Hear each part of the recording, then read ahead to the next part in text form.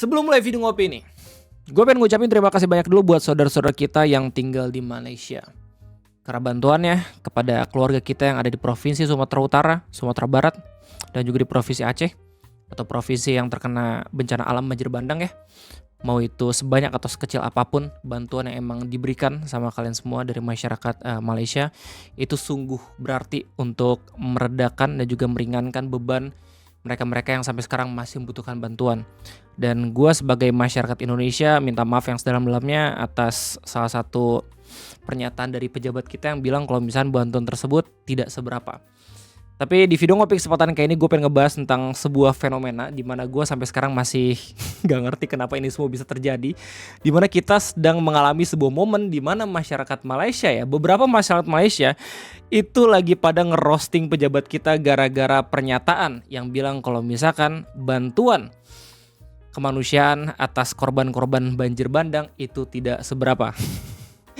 Dan bahkan yang lebih mind-blowingnya lagi adalah karena mungkin berdasarkan instruksi dari presiden kita gitu ya, kalau misalkan negara kita masih belum mau menerima bantuan dari negara asing, bahkan udah ada berita yang katanya ngabarin kalau misalkan wali kota Medan itu ngembaliin 30 ton beras dari Uni Arab karena instruksi pemerintah pusat yang ingin tak terima bantuan asing.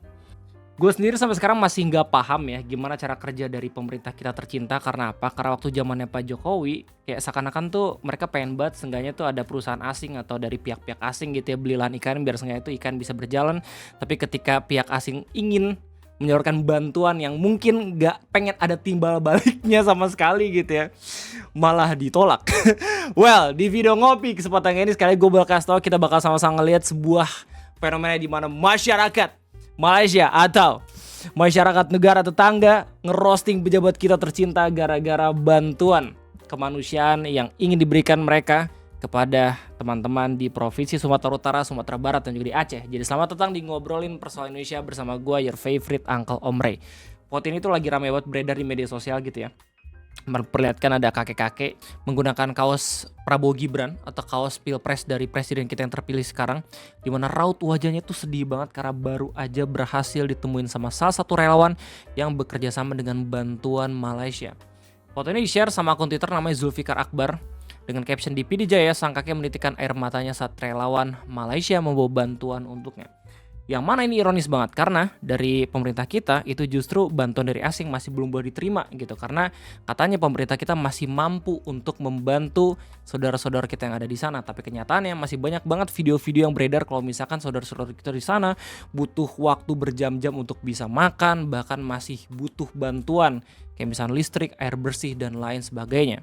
Nah, tiba-tiba di tanggal 15 sampai tanggal 16 Desember 2025, masyarakat Malaysia itu ngebes pejabat kita gitu ya, ngerosting pejabat kita gara-gara pernyataan yang dilontarkan sama Menteri Dalam Negeri di podcastnya Pak Helmi Yahya, kira-kira tanggal 13 Desember 2025 lalu.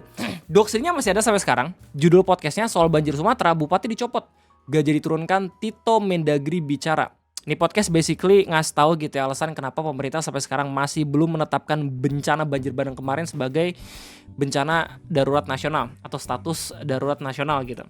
Nah, salah satu segmen dari podcastnya dilihat sama masyarakat Malaysia, khususnya pernyataan dari menteri kita yang bilang kalau misalkan bantuan dari Malaysia itu gak seberapa kalau misalkan dibandingin sama bantuan dari pemerintah kita tercinta.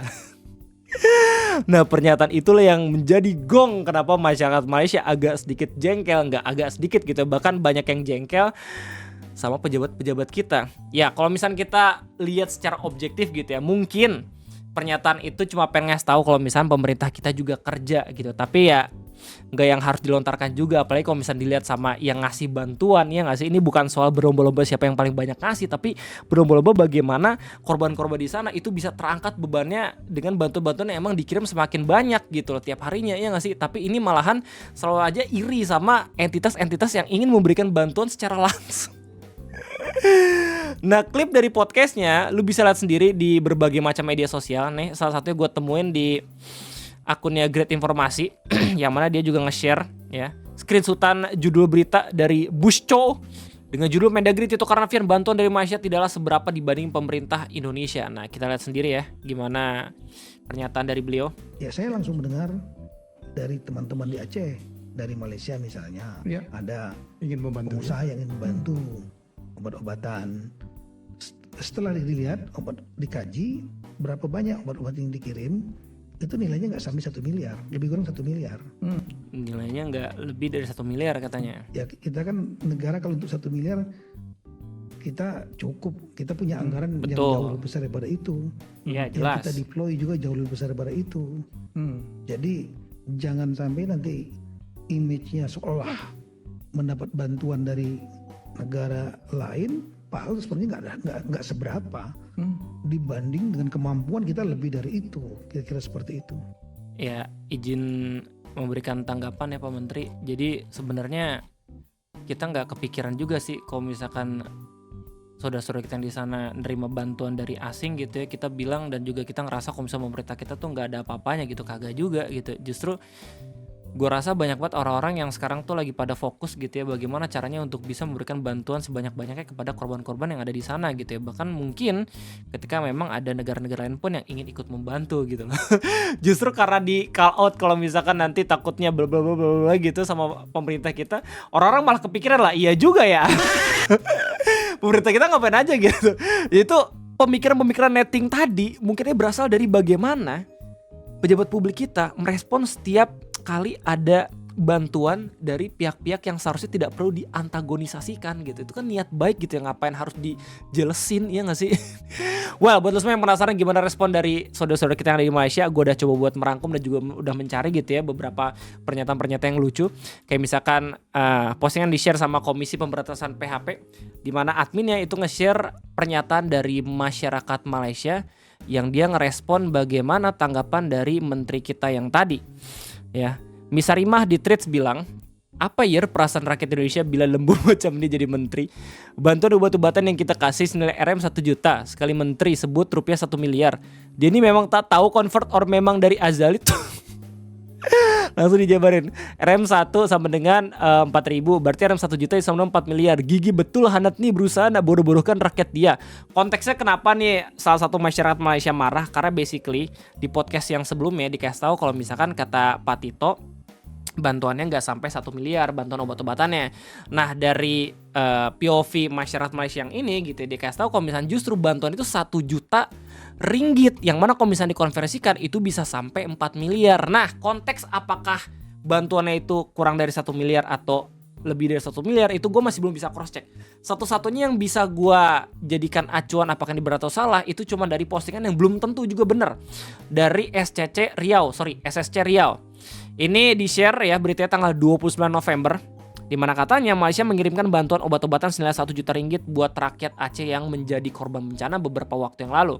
Aceh menjadi salah satu provinsi yang paling parah terkena dampak dari siklon Senyar yang melintasi Pulau Sumatera dan Selat Malaka beberapa waktu yang lalu. Jadi ini dibuat ya beritanya 2 hari sebelum kunjungan Presiden Prabowo ke daerah-daerah yang terdampak tanggal kalau nggak salah tanggal 1 Desember 2025 dah, atau tanggal 31 November gitu.